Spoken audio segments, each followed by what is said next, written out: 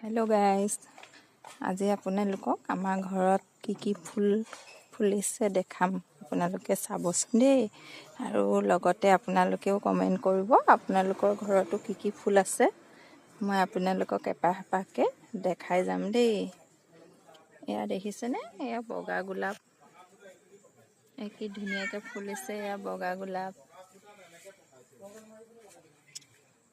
এয়া ৰঙা গোলাপ,